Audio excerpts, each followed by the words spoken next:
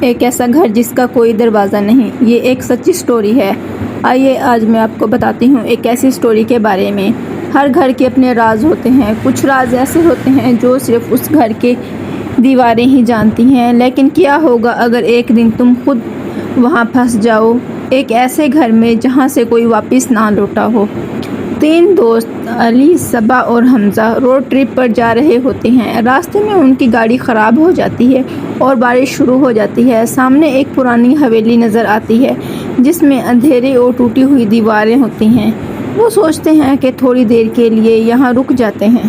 دروازہ اپنے آپ کریک کی آواز سے کھل جاتا ہے۔ اندر پرانی پینٹنگ، پرانے فرنیچر اور ہوا میں بہت تیز دروازہ اپنے آپ کریک کی آواز سے کھل جاتا ہے۔ اندر پرانی پینٹنگ، پرانے فرنیچر اور ہوا میں بہت تیز بدبو ہوتی ہے۔ ایک پینٹنگ میں ایک لڑکی بنی ہوتی ہے جو انہیں سیدھا گھور رہی ہوتی ہے۔ حمزہ کہتا ہے یہ صرف پینٹنگ ہے، لیکن جیسے ہی وہ آگے بڑھتے ہیں پینٹنگ والی لڑکی کی آنکھیں بلنک کرتی ہیں۔ صبا کی یہ سب دیکھ کر چیخ نکل جاتی ہے، لیکن علی کہتا ہے کہ یہ تم سب لوگوں کا ایک ڈر ہے، ایسا کچھ نہیں ہے۔ وہ لوگ ایک کمرے میں جا کے بیٹھے ہوتے ہیں۔ اچانک لائٹ اپنے آپ بند ہو جاتی ہے اور انہیں ایک آواز آتی ہے، تمہیں یہاں نہیں آنا چاہیے تھا۔ زمین پر خون کے نشان نظر آتے ہیں جو دھیرے دھیرے کمرے کے کارنر تک جاتا ہے۔ جب وہ موبائل کی ٹارچ جلا کر دیکھتے ہیں تو روم کے کمرے میں ایک چھوٹی سی لڑکی کی آتما بیٹھی ہوتی ہے۔ اس کا چہرہ آدھا جلا ہوتا ہے۔ وہ بس ایک ہی لفظ کہتی ہے، بھاگو۔ تینوں دروازے کی طرف بھاگتے ہیں لیکن دروازہ بند ہو جاتا ہے۔ جب کھڑکی توڑنے کی کوشش کرتے ہیں تو باہر واپس وہی کمرہ نہیں ہوتا، مطلب گھر کے اندر سے نکلنا امپاسبل ہے۔ گھر انہیں اپنے اندر کھینچ رہا ہوتا ہے۔ ہر کمرے میں نئی ہارر چیزیں ہوتی ہیں۔ کسی کمرے میں خود سے ہلتی کرسی، کسی میں رونے کی آوازیں، کسی میں لٹکے ہوئے پرانے ڈالز۔ ایک پرانی ڈائری ملتی ہے، اس میں لکھا ہوتا ہے کہ اس گھر کا مالک لوگوں کو اندر بلا کر ان کی روح قید کر لیتا ہے۔ جس پینٹنگ میں لڑکی بنی ہوتی ہے وہ اصل میں اسی کی قید روح تھی، اور جو لوگ بھی گھر میں آتے ہیں وہ کبھی واپس نہیں جا پاتے۔ علی، صبا اور حمزہ بھاگ کر ایک اور کمرے میں گھس جاتے ہیں۔ وہاں انہیں اپنے ہی سائے دیوار پر نظر آتے ہیں جو ان سے الگ چل رہے ہوتے ہیں۔ دھیرے دھیرے ان کے سائے انہیں خود کے اندر کھینچ رہے ہوتے ہیں۔ ایک اور تصویر کو جب دیکھتے ہیں تو اس پینٹنگ میں علی، صبا اور حمزہ بنے ہوتے ہیں اور ان کی آنکھیں دھیرے دھیرے گول گول گھوم رہی ہوتی ہیں۔ یہ صرف ایک کہانی نہیں، ایک وارننگ ہے۔ اگر تمہیں کبھی بھی راستے میں ایک پرانا گھر دکھائی دے تو اندر مت جانا، کیونکہ شاید تم واپس نہ آ سکو۔ کہانی نمبر 2، ایک ایسا کنواں جو انسان کی روح کھینچ لے۔ پرانے گاؤں کے کنویں میں ہمیشہ کوئی نہ کوئی راز چھپا ہوتا ہے، کچھ ایسے راز جنہیں کھولنا زندگی اور موت کے بیچ کا سفر بن جاتا ہے۔ یہ کہانی ہے ایک پرانے کنویں کی۔ صرف پانی نہیں بلکہ انسانوں کی روح بھی پی جاتا تھا۔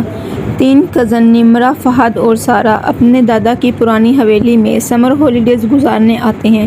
گھر کے بیچ ایک بہت پرانا کنواں ہوتا ہے جسے لوگ شراپ والا کنواں بھی کہتے ہیں۔ دادا انہیں اسٹرکٹلی منع کرتے ہیں کہ کبھی بھی اس کنویں کے پاس مت جانا، لیکن رات کو نمرہ کو آواز آتی ہے، پانی، مجھے پانی چاہیے۔ نمرہ چپکے سے کنویں کے پاس آتی ہے۔ اندر سے پانی کے اوپر ایک چہرہ نظر آتا ہے جو دھیرے دھیرے اس کی طرف بڑھتے ہوئے دکھائی دینے لگتا ہے۔ نمرہ چیخنے لگتی ہے اور سارہ اور فہد اسے وہاں سے کھینچ کر لے آتے ہیں۔ اگلے دن نمرہ بالکل چپ رہتی ہے، جیسے اس کی آواز ہی کھو گئی ہو۔ رات کو گھر میں آواز گونجتی ہے، پانی دو ورنہ تمہاری روح لے جاؤں گا۔ گھر میں عجیب چیزیں ہونے لگتی ہیں۔ شیشے میں ان کا اپنا سایہ ان سے الگ چلنے لگتا ہے۔ زمین پر پانی کے گیلے نشان آتے ہیں جو صرف کنویں کی طرف جاتے ہیں۔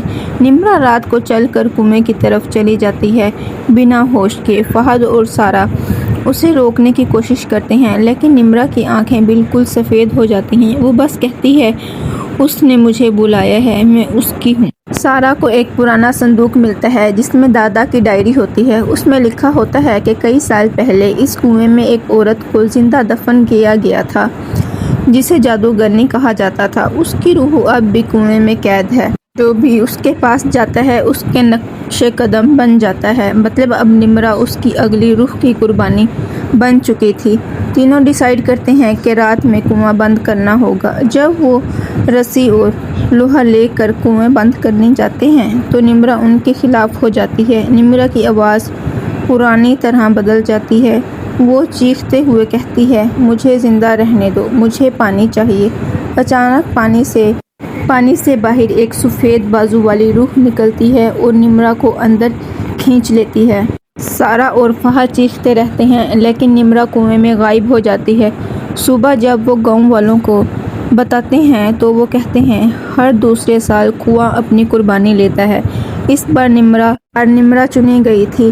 کنویں کے پانی میں نمرہ کا چہرہ نظر آتا ہے اور اس کے ہونٹوں سے آواز نکلتی ہے، اب تمہاری باری ہے۔ جب بھی کہیں تمہیں پرانا کنواں دکھائی دے اس میں جھانکنے کی غلطی مت کرنا، کیونکہ شاید تم اپنا چہرہ نہیں اپنی موت دیکھ لو۔